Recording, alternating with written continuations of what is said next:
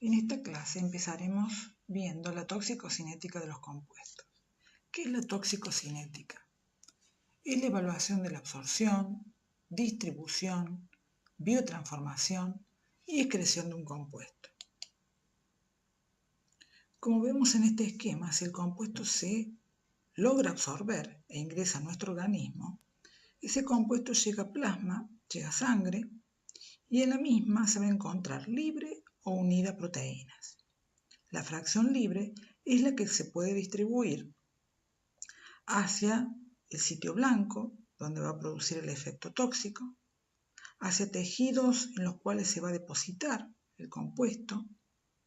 La fracción libre también es la que se va a dirigir principalmente al hígado para metabolizarse, y finalmente ese compuesto es eliminado.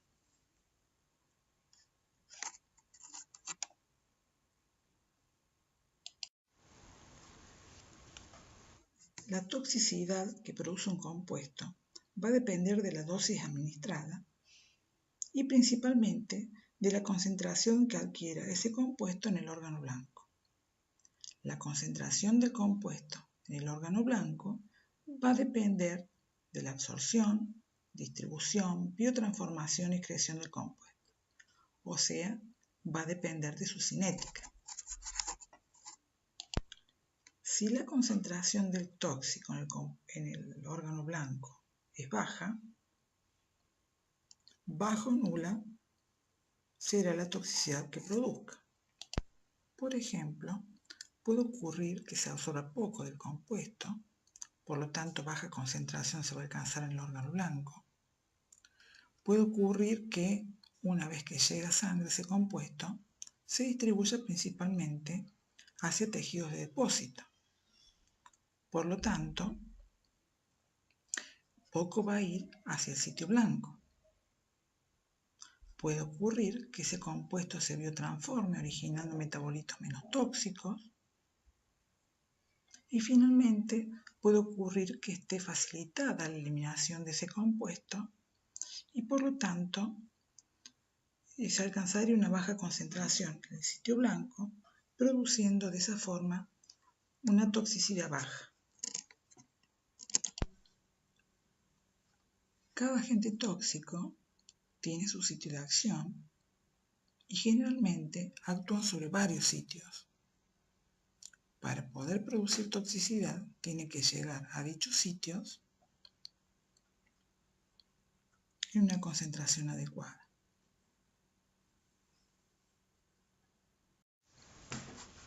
En el siguiente esquema vemos diferentes vías de absorción, distribución y excreción de las sustancias tóxicas. Hacia arriba tenemos las vías de absorción. Si el compuesto ingresa por vía dérmica, intramuscular, subcutánea, intraperitoneal e intravenosa, el compuesto llega directamente a sangre. Si el compuesto se absorbe por vía inhalatoria, pasa por pulmón y de allí directamente a sangre. O bien puede ser deglutido y pasar al tracto gastrointestinal. Si el compuesto se absorbe por ingestión, ingresa al tracto gastrointestinal y si no puede ser absorbido se va a eliminar directamente por materia fecal. Si el compuesto se logra absorber del tracto gastrointestinal, pasa a sangre y por vía porta va a ingresar al hígado. Allí en el hígado va a ser biotransformado y el producto como tal o sus metabolitos van a ingresar a sangre o bien van a ser eliminados a bilis. Con bilis van a ingresar nuevamente al tracto gastrointestinal, ese compuesto va a ser eliminado con materia fecal o bien ese compuesto que se eliminó con bilis puede ser reabsorbido. Si ocurre eso es lo que se conoce como recirculación enterohepática. Una vez que el compuesto llega a sangre, se va a dirigir al líquido extracelular y de allí se va a distribuir a distintos sitios blancos. Algunos se pueden depositar en tejido adiposo y otros se van a eliminar a través de estructuras secretoras, como por ejemplo saliva o lágrimas. De sangre también se van a eliminar aquellos compuestos que son gases o líquidos volátiles. Una vez que llegan a pulmón se van a eliminar con el aire expirado, o bien se pueden eliminar por riñón a través de la orina.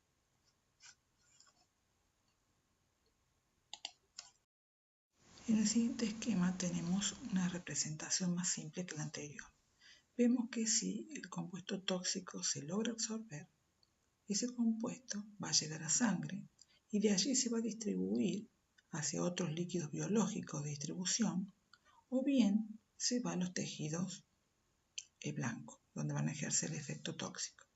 En forma simultánea, ese compuesto que está en sangre también va siendo eliminado por orina, va a ser biotransformado, o bien se va a dirigir a otros fluidos de excreción. Como observan, ese compuesto tóxico que se distribuye a los tejidos, ese compuesto va y viene. Ven flechas que ingresan a los tejidos y flechas que salen de los tejidos. Y es un movimiento bastante dinámico en el cual el compuesto, algunos sí se logran depositar en ciertos tejidos, pero generalmente van hacia los tejidos y salen de los tejidos.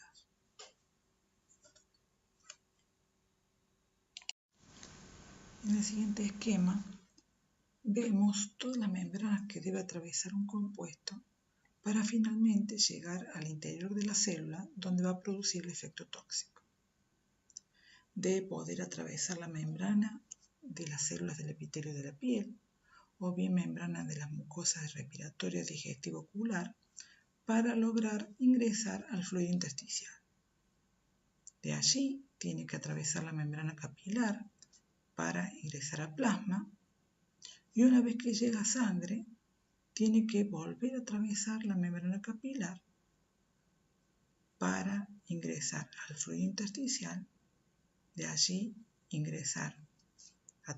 poder atravesar la membrana celular para ingresar al interior de la célula y producir el efecto tóxico. Aquí vemos un esquema de la membrana celular, las cuales están constituidas por una doble capa de lípidos en las cuales penetran o atraviesan proteínas. Los compuestos para poder atravesar dicha membrana y llegar al interior de la célula lo va a hacer atravesando esa bicapa lipídica o a través de los poros o canales que forman las proteínas que atraviesan esa bicapa lipídica.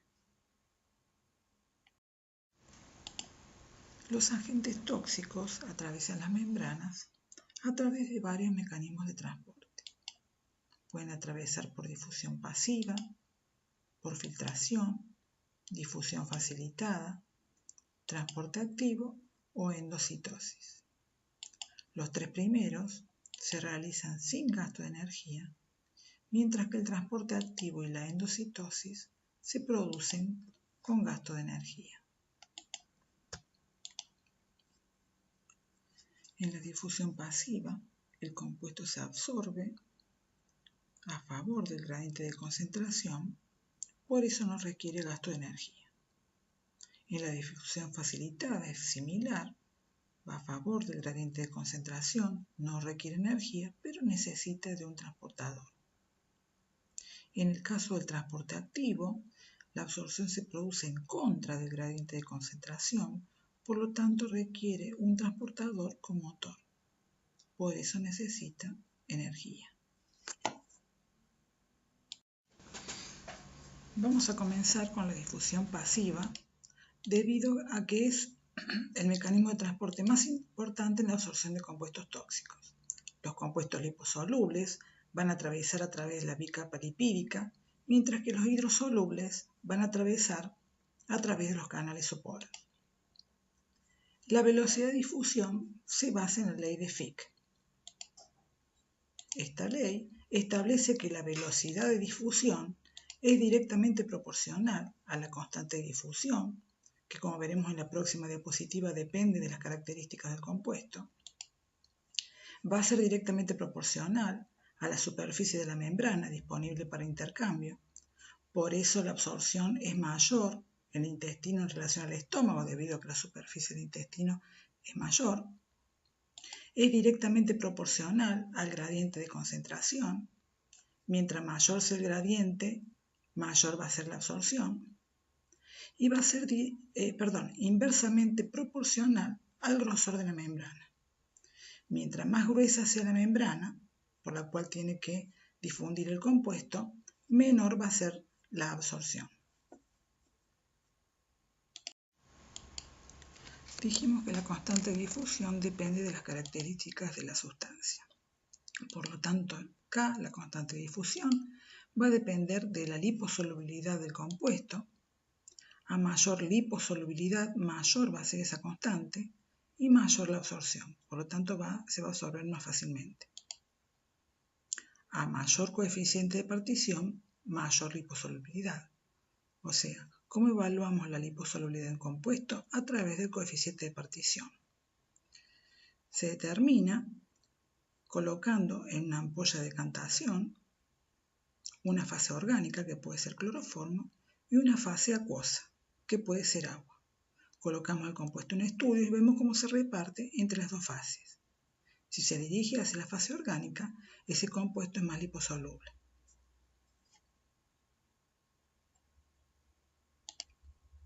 Depende también del grado de ionización. Esto lo vamos a determinar con los compuestos que son ácidos o bases débiles, en los cuales, dependiendo del pH del medio, los mismos se van a encontrar en fracción no ionizada o ionizada.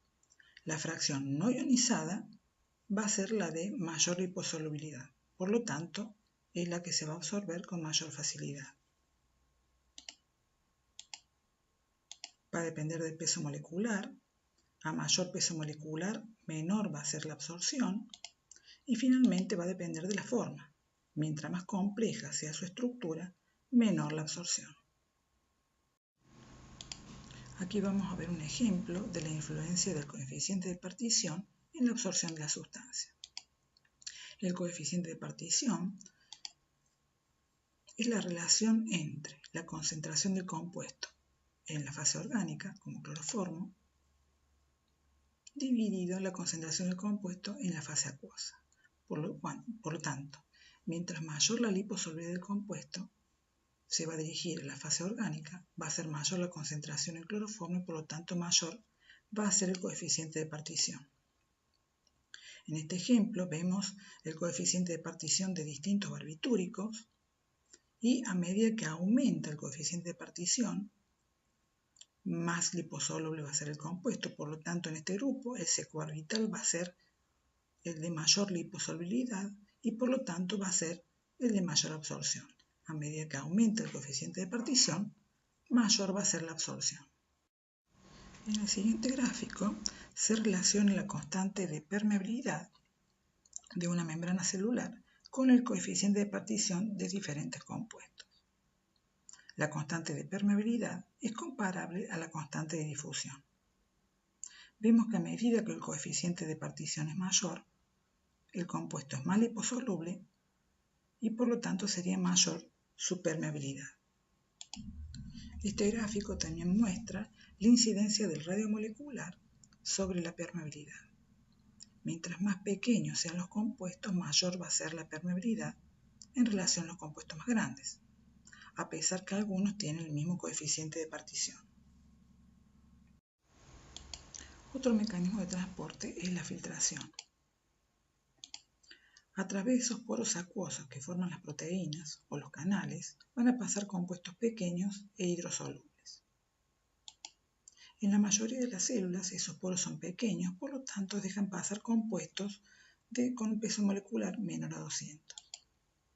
En las células del glomérulo renal o de los capilares, esos poros son mayores, por lo tanto dejan pasar compuestos con un peso molecular menor a 60.000. La difusión facilitada es otro mecanismo de transporte que no requiere energía debido a que se realiza a favor del gradiente de concentración. Este mecanismo necesita de un transportador que capta el compuesto desde el exterior de la célula y lo ingresa hacia el interior de la misma. El transporte activo ocurre con aquellos compuestos que son hidrosolubles o de alto peso molecular, tales como azúcares, ácidos grasos y ácidos nucleicos. Y también lo utilizan algunos compuestos extraños a nuestro organismo. Este transporte se realiza en contra del gradiente de concentración, por eso necesita energía. Utiliza un transportador que es selectivo y saturable. Este transportador se satura con concentraciones altas del compuesto, y selectivo entre comillas porque ese transportador es selectivo para ciertos elementos, pero si aparece algún compuesto con las mismas características, ese transportador lo puede tomar. En este caso se muestra como transportador a la ATPasa sodio-potasio dependiente. Este transportador toma potasio del exterior de la célula, le ingresa hacia el interior y expulsa el sodio del interior hacia el exterior. En el caso de intoxicación con talio, que es un metal con una carga positiva como el potasio, la bomba se confunde y empieza a tomar talio. Por lo tanto, toma talio, ingresa al interior de la célula y de esa forma produce la toxicidad. El siguiente gráfico representa la velocidad de absorción en función de la concentración del medicamento en la zona de absorción. Puede ser medicamento o cualquier otro compuesto. El compuesto A se absorbe por difusión pasiva y el compuesto B por transporte activo. Cuando las concentraciones son bajas, el transporte activo es el más eficiente que la difusión pasiva, porque el activo no necesita del gradiente. A medida que aumenta la concentración del compuesto A, va aumentando el gradiente de concentración, por ello se va a absorber más. Con el compuesto B, con altas concentraciones se van a saturar los transportadores y su absorción en algún momento se va a frenar. Considerando que la mayoría de los compuestos tóxicos se absorben por difusión pasiva, a mayor concentración de los mismos, mayor va a ser la absorción y por lo tanto mayor su toxicidad. En la siguiente tabla vemos el porcentaje de absorción intestinal de dos compuestos, el uracilo, que lo hace por transporte activo, y el ácido salicílico, que lo hace por difusión pasiva. A baja concentración en la zona de absorción, el uracilo se va a absorber en mayor porcentaje, pero a medida que aumenta la concentración, va a ir disminuyendo el porcentaje de absorción porque se van saturando los transportadores. En el caso del ácido salicílico, que se absorbe por difusión simple, vemos que a medida que aumenta la concentración, ese porcentaje de absorción se mantiene en un 50% aproximadamente.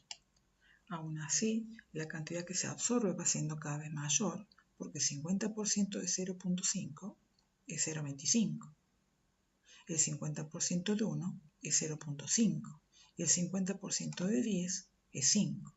O sea, vemos que en definitiva se absorbe cada vez mayor cantidad de los compuestos que se absorben por difusión simple. Finalmente, la endocitosis, que es un mecanismo de transporte poco común y va a ser utilizado para la absorción de partículas de gran tamaño. Existen dos formas, la fagocitosis para la absorción de compuestos sólidos y la pinocitosis para la absorción de líquidos. Este es un proceso activo, o sea que requiere energía. En este proceso, la membrana celular engloba las partículas, se produce la invaginación de dicha membrana, luego se cierra y queda la vacuola dentro de la célula con el compuesto en su interior, y de esa forma se absorben dichos compuestos. A continuación, veremos cómo se absorben los compuestos utilizando diferentes vías de absorción. Vamos a llamar absorción a todos los procesos en los cuales los tóxicos atraviesan las membranas celulares e ingresan a circulación sanguínea. ¿Para qué? Para posteriormente distribuirse, dirigirse al sitio blanco para ejercer el efecto tóxico. En el siguiente esquema se muestran diferentes vías de absorción.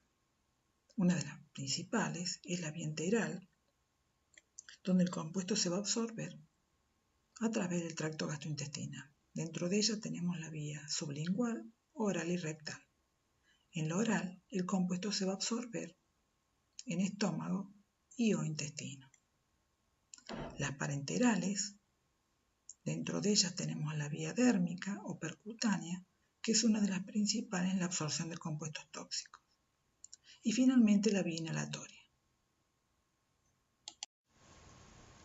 En el siguiente esquema vemos diferentes vías de administración y las membranas que tienen que atravesar los compuestos para finalmente llegar a sangre. Por administración endovenosa el compuesto llega directamente a sangre.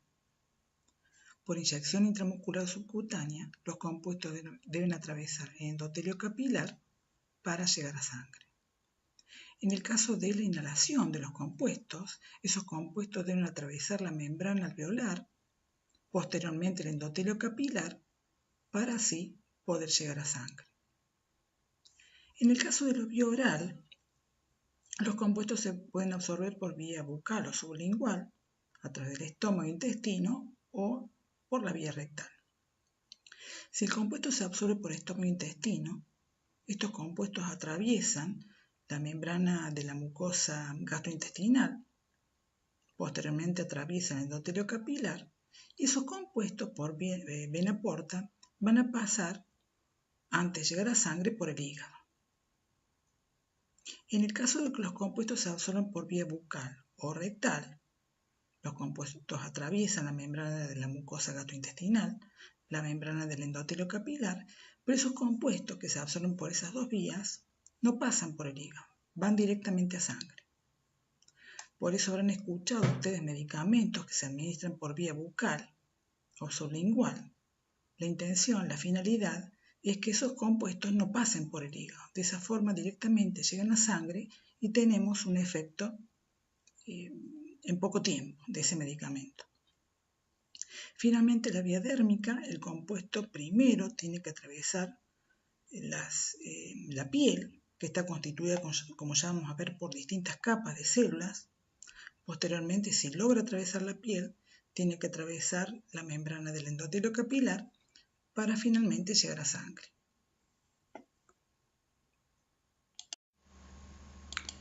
Vamos a comenzar por la absorción por piel, la cual presenta cierta resistencia al pasaje de compuestos debido a la numerosa cantidad de capas de células que tienen que atravesar esos compuestos para finalmente llegar a sangre. Ahí tenemos representado un corte de piel. La absorción por esta vía se realiza principalmente a través de las células de la epidermis y en algunos casos también se puede lograr la absorción a través de células de las glándulas sebáceas, sudoríparas o bien a través de los folículos pilosos.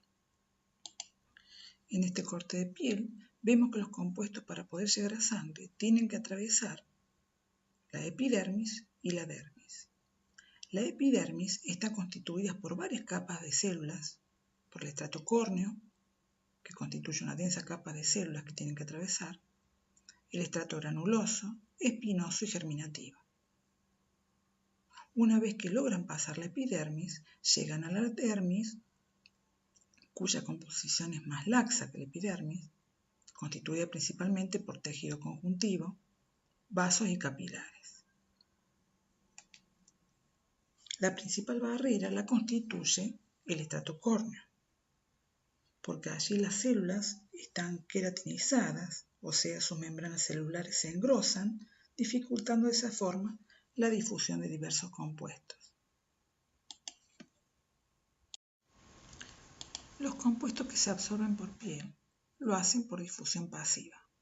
Por lo tanto, acá rige la ley de Fick.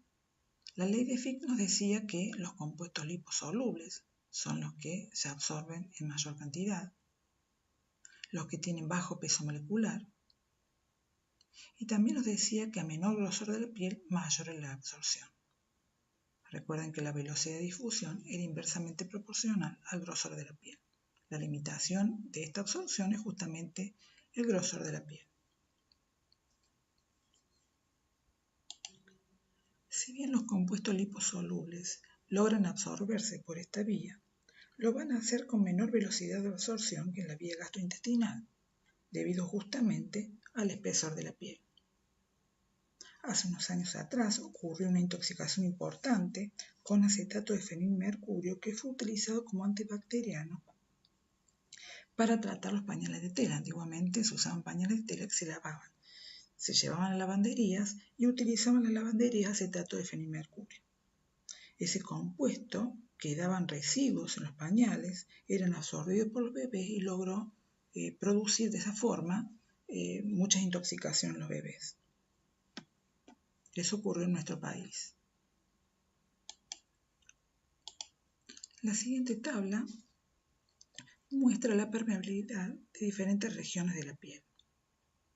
En la palma de las manos y planta de los pies, el grosor es mayor y se le da un valor de permeabilidad de 1. Vemos que en el cuero cabelludo, que es scalp, la permeabilidad es de 25, o sea que se absorbe 25 veces más que la planta del pie. En escroto, ese valor es de 300, o sea que se absorbe, es la región donde se absorben más fácilmente los compuestos a través de la piel. El escroto es muy delgado y tiene alta capacidad de difusión, por eso los compuestos lo van a atravesar muy fácilmente. Habrán escuchado que esta vía es utilizada para la administración de ciertos fármacos, por ejemplo los parches de estrógeno en el caso de mujeres menopáusicas o parches de nicotina en el caso de individuos que quieren dejar de fumar. Esta vía tiene una ventaja en relación a la vía oral, es que los compuestos, si se logran absorber y llegar a sangre, evitan el pasaje por el hígado, que es lo que ocurre por la vía oral. Los compuestos que se absorben por piel, si logran atravesar la epidermis y la dermis, pasan directamente a circulación sistémica.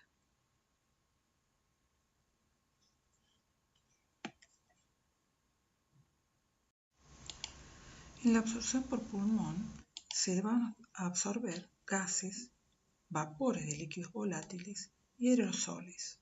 Los aerosoles están constituidos por pequeñas partículas líquidas o sólidas. En la figura se muestra el aparato respiratorio, constituido por tráquea, bronquiolos, acinos alveolares y por último el alvéolo. También se muestra en el costado derecho que el epitelio alveolar está íntimamente en contacto con el endotelio capilar, por lo tanto, los compuestos que ingresan por esta vía deben atravesar solamente 2 capas de células para finalmente llegar a sangre. Un parámetro importante en la absorción por vía inhalatoria es el volumen tidal. El volumen tidal es el volumen de aire que se intercambia en cada expiración e inspiración y nos va a reflejar la frecuencia y volumen de respiración. Cuando hacemos una espirometría para evaluar la capacidad total del pulmón, el volumen tidal es lo que se refleja al comienzo de ese registro. Si el volumen tidal aumenta al realizar un esfuerzo físico, va a aumentar la frecuencia respiratoria, de esa forma va a aumentar la entrada de aire a los pulmones y como consecuencia va a ser mayor la probabilidad de absorción de los compuestos que ingresan por esta vía. El sitio de deposición de las partículas depende del tamaño de la partícula. Las partículas de 10 micras o mayores quedan depositadas en la región nasofaringea. Las que se depositan en la región anterior de la nariz, que es la región no ciliada, se van a remover al limpiarnos la nariz, mientras que la superficie ciliada de la nariz transporta las partículas insolubles que van a ser tragadas y pasar al tracto gastrointestinal. Las partículas de 2 a 5 micras se depositan en la región tráqueo-bronquiolar. De allí son eliminadas por los movimientos ascendentes de las porciones ciliadas del tracto respiratorio. La tos y el estornudo producen una expulsión rápida de esas partículas hacia la boca, las cuales pueden ser tragadas y pasar al tracto gastrointestinal. Finalmente, las partículas chicas de menores a 1 micra son las que llegan a nivel de los sacos alveolares y son las que tienen posibilidad de ser absorbidas a nivel alveolar. En la siguiente figura se muestran los distintos flujos y volúmenes del aparato respiratorio. Nos muestra que el volumen minuto es de 7,5 litros, el volumen tidal es de 500 mililitros, la frecuencia respiratoria es de 15 por minuto. Aquí lo que importa es que el volumen de aire que pasa por los pulmones es aproximadamente de 5 litros por minuto. Hacia abajo vemos que el flujo de sangre que pasa por los pulmones también es de 5 litros por minuto. O sea que la relación es 1 a 1. Esto nos refleja la alta irrigación que hay a nivel pulmonar, por lo tanto hace que esta vía, si logra atravesar los alvéolos, sea muy eficiente debido a la alta irrigación que ocurre a este nivel. En el siguiente esquema vemos parámetros que influencian en la deposición de partículas. Hacia la izquierda vemos que el cambio en la dirección de aire es muy abrupto en la parte superior del aparato respiratorio y la velocidad del aire también, demostrado en la parte derecha del esquema, también la velocidad de aire es elevada en la región superior. Si ingresa una partícula grande, de 5 micras o más, estos parámetros, cambio en la dirección abrupta y aumento en la velocidad del aire en la región superior, hace que esas partículas queden impactadas en las paredes de la región nasofaringea. Si las partículas son de unas 5 micras, esas partículas se dirigen a tráquea, bronquio y bronquiolos, donde quedan segmentadas en esas regiones. Y finalmente las partículas chiquitas de 1 micra o menos son las que llegan a la región alveolar y se produce la difusión a través de la membrana alveolar. La siguiente tabla muestra el porcentaje de retención de diferentes partículas en varias regiones del tracto respiratorio en dos situaciones distintas. El individuo en reposo con un volumen tidal de 450 mililitros y el individuo sometido a un esfuerzo físico con un volumen tidal de 1500 mililitros. Vemos que a medida que aumenta el volumen tidal va a haber mayor impacto de las partículas grandes y mayor retención en la parte superior del tracto respiratorio. También vemos que a medida que aumenta el volumen tidal, aumenta la llegada de las partículas más pequeñas a nivel alveolar y también aumenta la probabilidad que partículas más grandes, mayores a 1 micra, puedan llegar a nivel alveolar y ser absorbidas. Por lo tanto, al aumentar el volumen tidal, es mayor la absorción de estos compuestos por esta vía.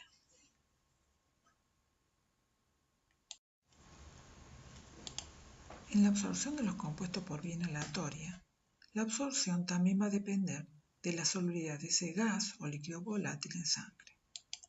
Los de baja solubilidad, como es el caso del etileno, la absorción se va a favorecer con el incremento del flujo sanguíneo. Por el contrario, los de elevada solubilidad, como es el caso del cloroformo, la absorción se favorece con incremento de la profundidad respiratoria. En este último caso, debido a que la sangre remueve casi todo el gas de los pulmones, si incrementamos la irrigación, no se va a incrementar la absorción. En cambio, se aumenta la profundidad respiratoria. Finalmente, vamos a ver la absorción por el tracto gastrointestinal, que es una de las vías más importantes en el ingreso de compuestos a nuestro organismo. En el siguiente esquema vemos que un comprimido farmacéutico que ingresa por vía oral, ese comprimido debe poder liberar el principio activo, ese principio activo que está en el tracto gastrointestinal puede ser degradado en parte por la mucosa gastrointestinal, puede ser degradado por la flora intestinal o bien puede ser eliminado por materia fecal. Ahora, para obtener un efecto de ese compuesto, un efecto terapéutico, esos principios activos se deben poder absorber y llegar a sangre. Si se absorben por vena porta van al hígado, en el cual, en parte, ese compuesto puede ser biotransformado, en parte puede ser eliminado en bilis, y lo que queda de remanente de ese compuesto se dirige a sangre y va a constituir la fracción biodisponible, que es la fracción que va a producir finalmente el efecto terapéutico.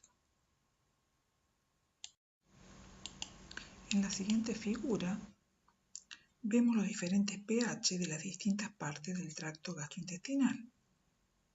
El estómago tiene un pH ácido de 1 a 3, el duodeno es de 5 a 7 y en el colon de 7 a 8. Este parámetro es muy importante en la posibilidad de absorción de ácidos y bases débiles. En el caso de ingresar por vía oral ácidos y bases débiles,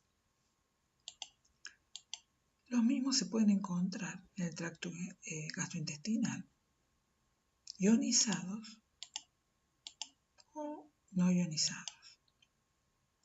Las fracciones ionizadas son incapaces de atravesar la membrana porque tienen baja liposolubilidad, mientras que las formas no ionizadas, al ser más liposolubles, tienen posibilidad de ser absorbidas. La cantidad de fracción ionizada o no ionizada va a depender del pH del medio y del pKa del compuesto. El pKa es el pH en el cual el ácido o la base se van a encontrar disociados en un 50%. Por lo tanto, si un ácido que tiene un pKa de 4 está en un medio con un pH de 4, ese ácido se va a encontrar 50% ionizado y 50% no ionizado. Por lo general, un ácido en un medio ácido va a predominar la forma no ionizada, por lo tanto los ácidos tienen posibilidad de absorberse en el estómago.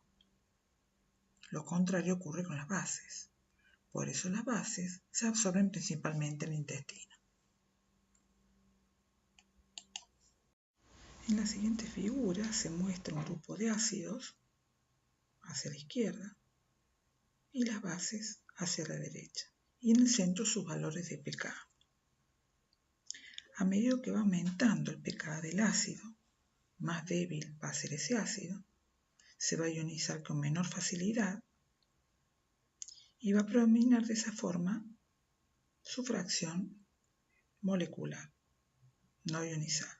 Por lo tanto, esos ácidos se van a absorber con mayor facilidad. Para las bases ocurre lo contrario. Las bases débiles tienen un pKa chico y las fuertes tienen un pKa alto. Los que tienen posibilidad de absorción son los ácidos débiles y las bases débiles. En el caso de los ácidos fuertes con un pKa 1 y 2, o en las bases fuertes que tienen un pKa de 13 a 14, estos compuestos se van a encontrar totalmente ionizados, no se van a poder absorber, sin embargo son muy cáusticos y van a producir daño en la mucosa gastrointestinal por contacto con este tipo de compuestos. Para determinar el grado de ionización de un ácido, veremos el equilibrio de disociación de un ácido. El ácido en su forma molecular está en equilibrio con la forma ionizada, de tal forma que la constante de disociación va a ser igual a la concentración de la forma ionizada por la concentración de protón dividido la concentración de la forma molecular. Esta ecuación la transformamos en logarítmica, de tal forma que nos queda que el logaritmo de la constante de disociación es igual al logaritmo de la concentración de la fracción ionizada más el logaritmo del protón menos el logaritmo de la fracción molecular. Cambiamos de signo, menos logaritmo de K es igual al menos logaritmo de la fracción ionizada menos el logaritmo del protón más el logaritmo de la fracción molecular. El logaritmo negativo de la constante de disociación es el pK. Por lo tanto, el pK es igual al logaritmo, acá reordenamos un poquito, el logaritmo de la fracción molecular menos el logaritmo de la fracción ionizada más el pH, porque el logaritmo negativo del protón es el pH. Reordenamos un poco, nos queda que el pK menos el pH es igual al logaritmo de la fracción no ionizada dividido la concentración de la fracción ionizada. Así llegamos a la ecuación de Henderson-Hasselbalch que nos dice que para ácidos el pK menos el pH es igual al logaritmo de la fracción no ionizada sobre el logaritmo de la fracción ionizada.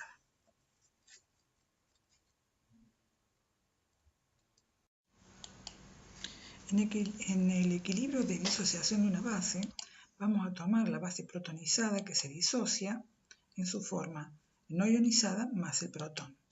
Siguiendo el mismo razonamiento que vimos con los ácidos, llegamos finalmente a que el pK menos el pH es igual al logaritmo de la forma ionizada sobre la forma no ionizada. Si se fijan en los ácidos, queda al revés. Así llegamos a la ecuación de Henderson-Hasselbalch que nos dice que para bases el pK menos el pH es igual al logaritmo de la fracción ionizada dividido la no ionizada. Por lo tanto, conociendo el pK del compuesto y el pH del medio, nosotros podemos llegar a determinar la cantidad de fracción ionizada y no ionizada de las bases o los ácidos. Como ya dijimos, la fracción no ionizada es la que tiene posibilidad de absorberse. No así la ionizada, porque es mucho más polar y va a tener tendencia a quedarse en la fase acuosa y no pasar a la fase lipídica. Veremos dos ejemplos en los cuales vamos a determinar si un ácido débil y una base débil se pueden absorber en el estómago. En el primer caso tenemos un ácido débil, la aspirina, que es un analgésico, tiene un pK de 3.5. Vamos a ver si hay posibilidades que se absorban en el estómago.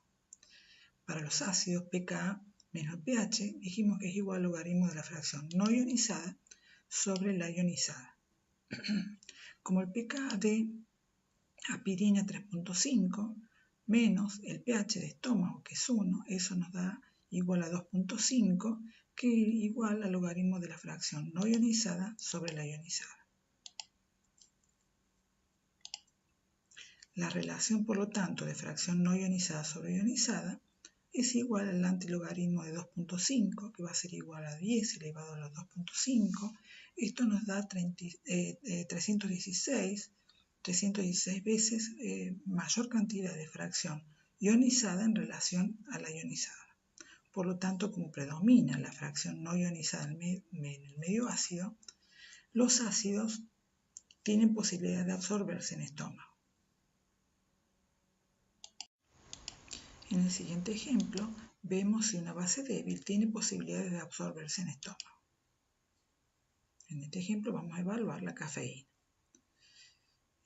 Para bases, la ecuación nos decía que el pK menos el pH es igual al logaritmo de la fracción ionizada sobre la no ionizada.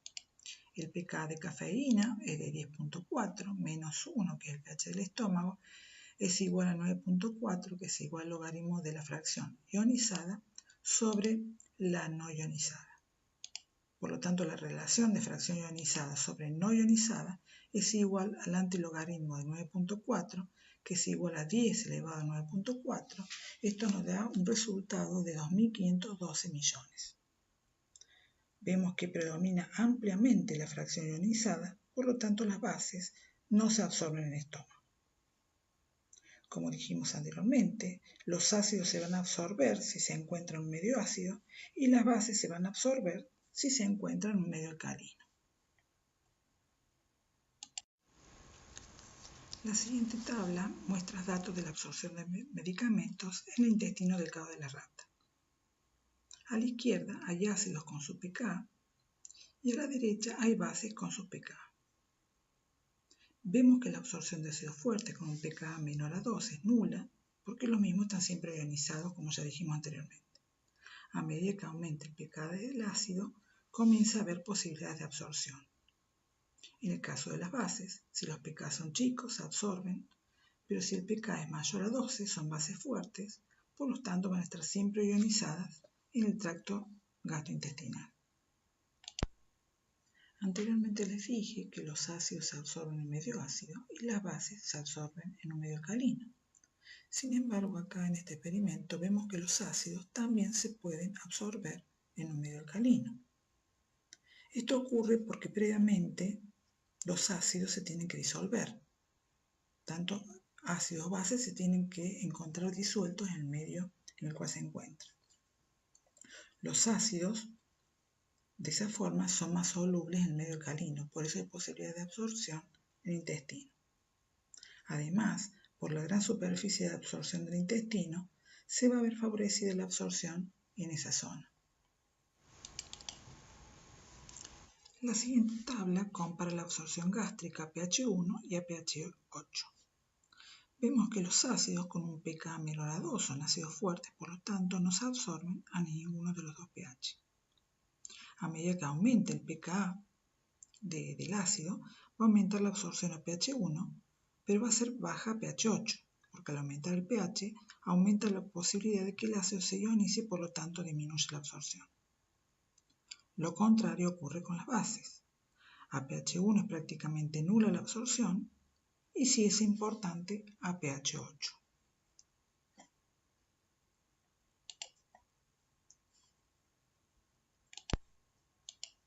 En la tabla 3 se compara la absorción intestinal de varios compuestos a distintos pH. También observamos que la absorción de los ácidos va disminuyendo a medida que aumenta el pH y en el caso de las bases va aumentando a medida que aumenta el pH. En la tabla vemos el equilibrio de la anilina y del ácido benzoico entre dos compartimentos del organismo. Los valores de alfa son los grados de ionización.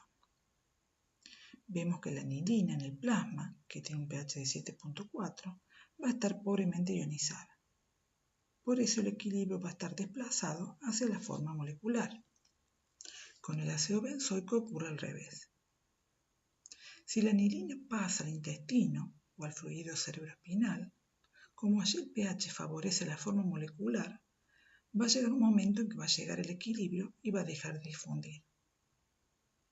En cambio, si la anilina pasa al estómago con un pH de 1, la anilina que atraviesa la membrana se va a protonizar y se va a ir desplazando hacia el estómago. Esto sirve para explicar por qué cuando un individuo se muere por sobredosis de morfina por vía venosa, no se busca la morfina en sangre o tejido, sino en el jugo gástrico. La morfina es una base y se encuentra pobremente ionizada en plasma. Cuando pasa al estómago, se protoniza y va quedando allí porque al estar ionizada no puede atravesar la membrana y pasar al plasma. A este proceso se lo denomina trampa de iones. Por lo tanto, la trampa de iones se produce cuando un compuesto no ionizado pasa a algún compartimento del organismo que por su pH le permite ionizarse y por lo tanto queda atrapado en dicho lugar.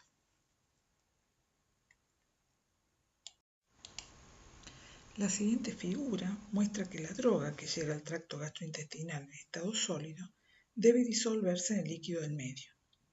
Una vez que se disolvió, el pH del medio puede hacer que esté en su forma no ionizada o ionizada. Si está en su forma no ionizada, va a poder difundir a través de la membrana gastrointestinal y va a poder ser absorbida. Mientras que si está en su forma ionizada, no lo va a poder atravesar y no se va a absorber. O sea, La solubilidad de la droga es un paso limitante en la absorción. Por eso es importante tener en cuenta la solubilidad del compuesto. Si no se disuelve, no se absorbe.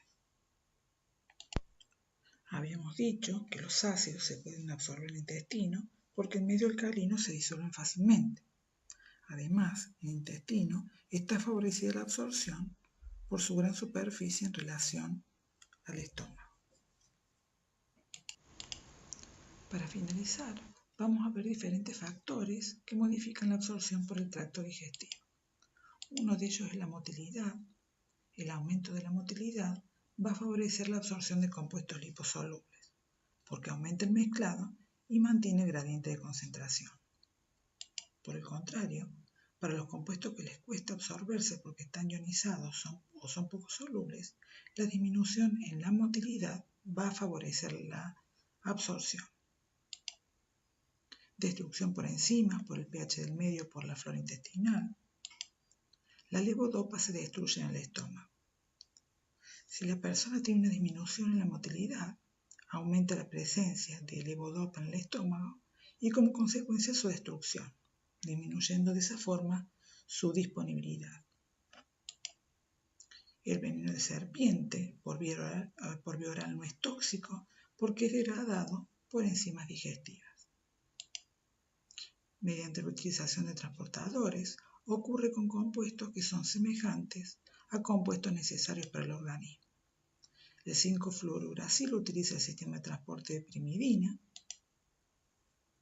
El talio, cobalto y manganeso utiliza el sistema de transporte del hierro y el plomo el del calcio.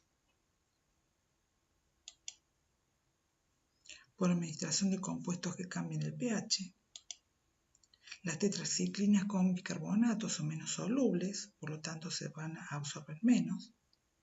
En cambio, la levodopa favorece su forma molecular y de esa forma se va a absorber más.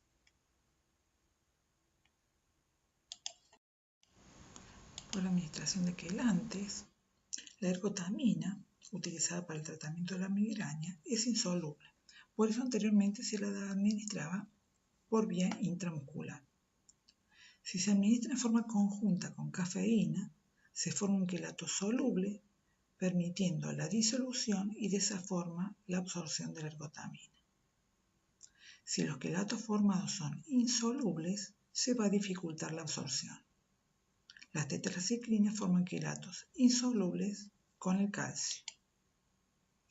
Tamaño de la partícula. Si el compuesto se disgrega en partículas muy chicas, se va a solubilizar más fácilmente. A medida que disminuye el tamaño de la partícula, aumenta la superficie de contacto con los líquidos del aparato digestivo, favoreciendo de esa forma la disolución y por lo tanto la absorción. Compuestos recubiertos, comprimidos recubiertos, algunos medicamentos vienen recubiertos para impedir la destrucción del estómago y cuando llegan al intestino se liberan de la capa que los recubre y están disponibles para la absorción. Otros se van liberando sus capas según los pH del tracto gastrointestinal y se van absorbiendo de a poco. Serían los medicamentos de duración prolongada. Por presencia de sustancias que compiten con los transportadores activos, la levodopa se absorbe utilizando el transporte de aminoácidos, por lo tanto, si el individuo consume mucha carne, puede afectar la velocidad de absorción de la levodopa. La levodopa es un precursor de dopamina y se administra en pacientes con Parkinson, debido a que estos pacientes tienen alteración de la vía dopaminérgica.